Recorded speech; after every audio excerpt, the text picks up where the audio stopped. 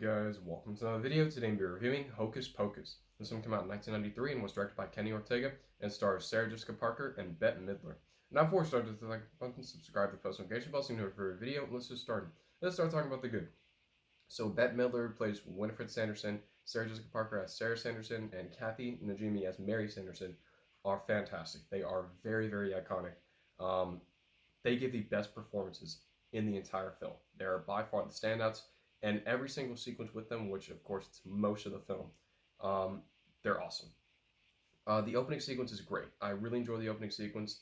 It's both creepy and has that sort of fun vibe to it, but it is very creepy for a younger audience. It's basically the Sanderson sisters in the 1600s. They steal a child. They take some of the soul settlers. They find the sisters and then they hang them. It is disturbing for a younger audience, but it still fits the entire film. The cinematography, which includes the shots, the cameras, the lighting, is okay. It's not the greatest looking film, not the greatest looking Halloween film, but for a 1993 film, I think it was good. The first look at the film, I thought it was good. It sets up the characters well. I cared about some of the characters. They're not the greatest characters in the world, but they were okay. Max Dennison, played by Omri Katz, is a good enough main character. He's very skeptical about Halloween. He doesn't really like it. Everyone at school doesn't like him because he doesn't believe in witches, and of course they live in Salem. So that's the town of, Halloween, witches, witchcraft, everything creepy. And he doesn't really believe in that because he moved to the town. And I think it works for his character. There's also a good relationship between Max and his sister Danny, played by Thora Birch, which I thought she was not bad in the film. I thought their relationship between each other, the brother and sister relationship, was good. There's also a good enough relationship between Max and Allison, played by Vanessa Shaw, who, of course, Max likes Allison.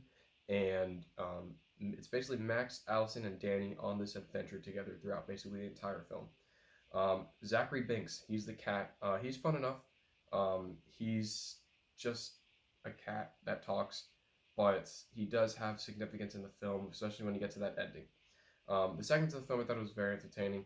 I enjoyed it. You have the Sanderson sisters going around trying to find the lead characters trying to find a way to stop the sort of curse of the witches, and I thought it worked. The Halloween party scene is by far one of the best sequences in this entire film. It's in the second act where the Sanderson sisters sing "I Put a Spell on You," and it is one of the greatest sequences in this entire film and one of the most iconic sequences. There's also a terrifying scene which, when you look at it now, when I look at it now, compared to when I used to watch this film, it's terrifying. It is very, very creepy. It's basically Sarah Sanderson singing the song called "Come Little Children," and the children slowly walk towards the singing with no expression on their face, and it's in the end of the second act. That is easily the creepiest sequence of this entire film. And there are also many hilarious sequences, especially with the Sanderson sisters.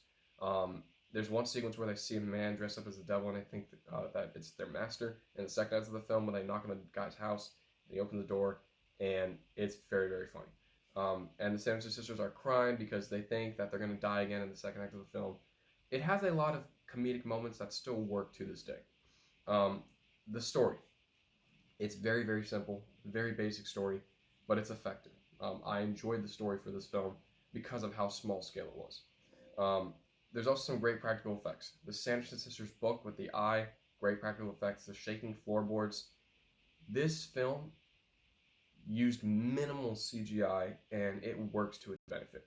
There's also a great Halloween atmosphere. The entire atmosphere of this entire film is fantastic. I really, really love films with great atmosphere, great Halloween atmosphere especially, and this film definitely delivers on that. The third act of the film I thought was very entertaining.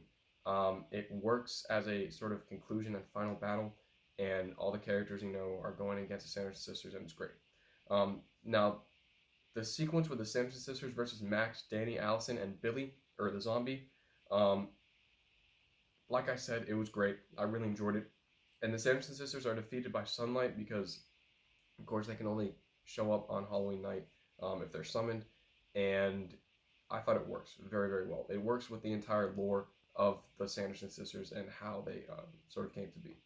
The score by John Debney, I thought it was great. I really enjoyed the score. It has that sort of 90s score to it, but adding sort of a horror vibe to some of the sequences. Well, I thought the score was great. And the ending sequence I thought was great. It's basically Zachary Banks, who is the cat, turns into his human ghost form, and his sister. They exit the gate. Of course, those two characters are dead, and they exit the gate, sort of showing that now they're free. And I thought it was a great ending sequence. That's all the good that I have. Now to move on to the bad. So the special effects look very dated, and that's of course obvious. It's 1993. Now I will say Jurassic Park is one of the only films from the 90s that still looks very, very good. This film doesn't. It was made on a low budget in the 90s, so of course special effects will be dated. Um, but I think it sort of adds to the film, um, but it's probably just me because of all the nostalgia I have for the film. And some seasons with the main characters are longer than needed. I did think they could have cut out a lot of the sequences with the main characters because they were okay, but they weren't interesting enough to have that many sequences. That's about it. Hocus Pocus is, of course, a very nostalgic film for me. It's a great fall and Halloween film, and I highly recommend it. And I'm gonna give Hocus Pocus a B plus. Thank you for watching. Don't forget to like button, subscribe, and post notification bells so you know for a video. I'm Peter. Thank you for watching.